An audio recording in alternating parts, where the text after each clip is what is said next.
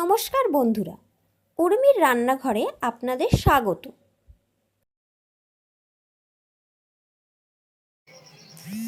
আজকে আমার রেসিপি টমেটোর চপ।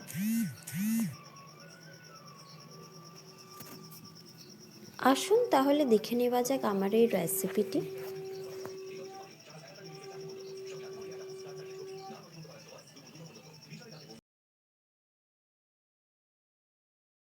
তার জন্য প্রথমে আমি পুরটা বানিয়ে নেব।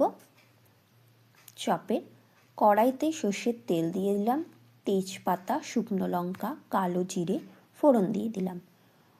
ফোড়নটা হয়ে গেলে হালকা গন্ধ বেরোলে মিডিয়াম সাইজের 3টে পেঁয়াজকে কুচি করে রেখেছি, সেই পেঁয়াজ কুচিটা এর মধ্যে দিয়ে দিলাম। দিয়ে পেঁয়াজটাকে ভালো করে তেলের মধ্যে ভেজে নেব।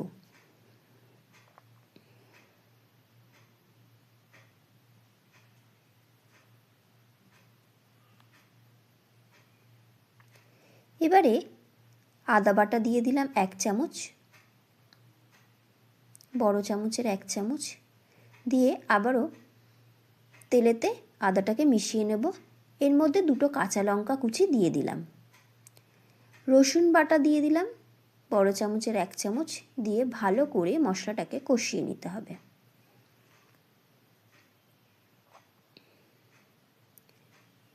এবারে পেঁয়াজ কলি কুটে রেখেছিলাম, 1 বাটি পেঁয়াজ কলি দিয়ে দিলাম।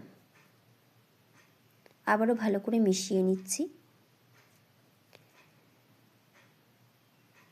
এবারে টমেটো পিউরি দিয়ে দিচ্ছি, 2 চামচ টমেটো পিউরি দিয়ে দিলাম। একটা ক্যাপসিকাম কুচি করে রেখেছিলাম, ক্যাপসিকামের অর্ধেকটা দিয়ে দিলাম, দিয়ে ভালো করে মিশিয়ে নিচ্ছি।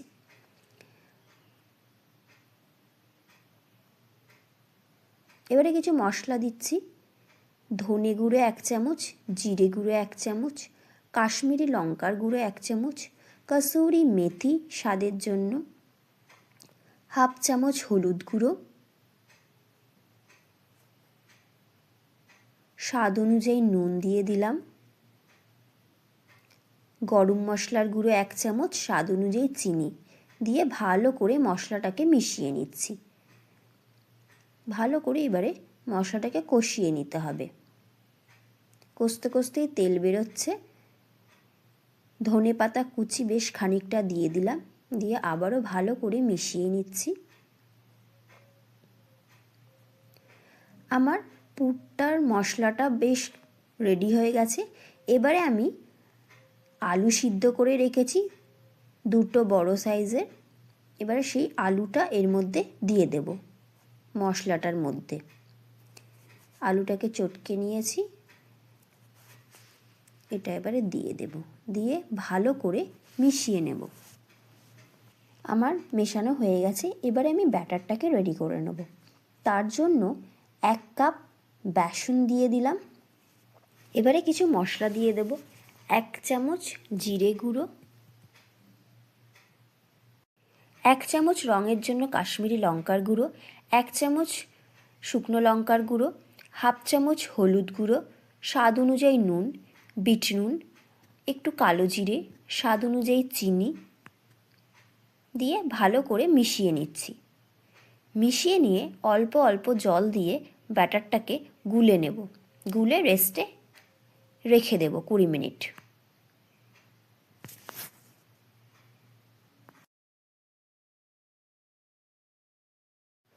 রেস্টের পরে বেকিং সোডা দিয়ে দিচ্ছি।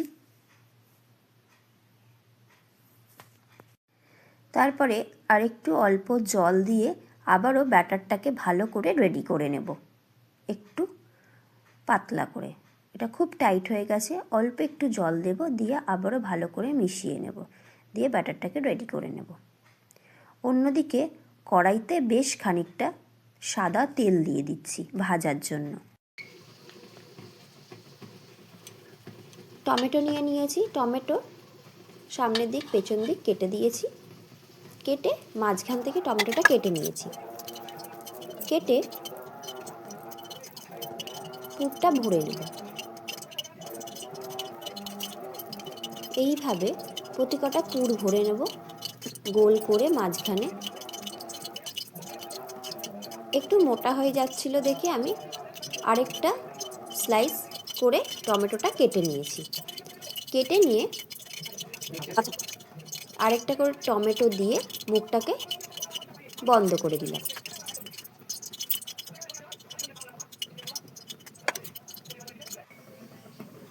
এইভাবে পাতলা পাতলা করে টমেটোটাকে আরেকটু কেটে নিয়ে ওপর দিয়ে মুখটাকে বন্ধ করে দিলাম। দিয়ে এবারে ব্যাটারের মধ্যে ডুবিয়ে তেলের মধ্যে ছেড়ে দেব। তেলটাকে গরম করে নিয়েছি, দিয়ে ভালো করে দু পিঠ ভেজে নেব। ভেজে নিলেই হয়ে যাবে টমেটোর চপ।